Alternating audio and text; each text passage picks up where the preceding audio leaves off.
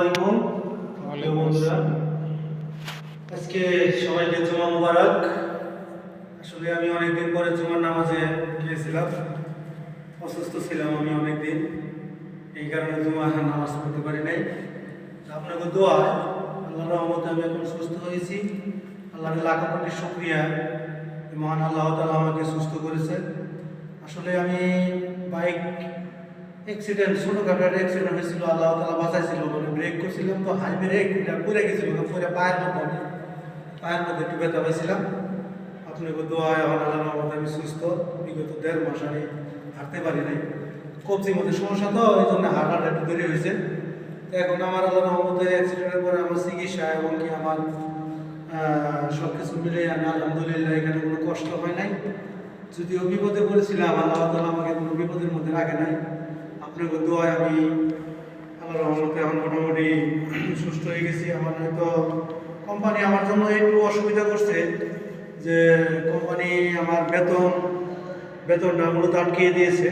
কিন্তু বেতন আটকাই দেওয়ার পরে আরেকটা জিনিস কাজ করেছে, যে আমার সাথে সবসময় লোক ছিল, আমার সাথে আমার এক বন্ধু সবসময় ছিল। ও উনি আমাকে সহযোগিতা করেছে, সব কিছুতে হেল্প করেছে। কোম্পানি আমাকে এমনি বেতনটা দেয় নাই, মূলত আর সব কিছু দিয়েছে। চিকিৎসা ইন্স্যুরেন্স থেকে হয়েছে, বা মোটামুটি ভালো চিকিৎসা দিয়েছে আলহামদুলিল্লাহ। আল্লাহর কাছে লাখ কোটি শুকরিয়া যে আল্লাহ ওর মধ্যে আমাকে এই সামান্য, এটা আমি মনে করি না বড় সমস্যা মনে করি, এটা তো আমি আলহামদুলিল্লাহ থেকে বড় কিছু হতে পারতো। তো সব মিলিয়ে আমি আলহামদুলিল্লাহ। সবার জন্য আমি দোয়া করি যে বিদেশের মাটিতে জানি কেউ কোনো দুর্ঘটনার শিকার না হয়। আর মূলত যারা বিদেশে থাকে তাদের অসুখ বিসুখ এমনকি অ্যাক্সিডেন্ট দুর্ঘটনা হলে তাদের অনেক কষ্ট হয়। আসলে মূলত আমি বিপদে পড়ছিলাম ঠিকই, মহান আল্লাহ তাআলা আমার আমি ব্যথা পাওয়ার 15-20 মিনিটের মধ্যে আমি হসপিটালে আমাকে নিয়ে গেছিল অ্যাম্বুলেন্স এসে।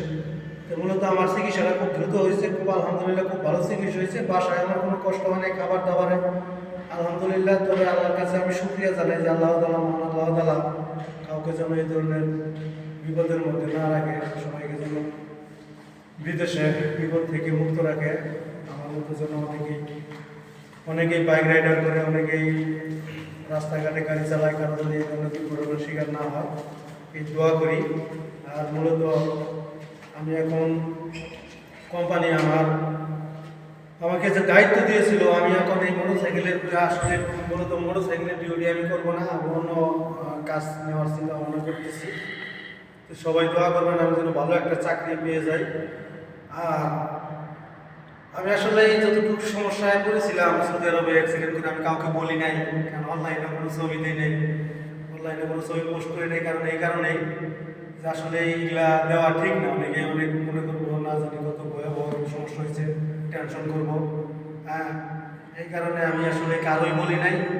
আল্লাহ তাআলা সুস্থ করেছে। এখন আল্লাহর রহমতে আজকে থেকে আমি নামাজ পড়ে আসলাম মসজিদে।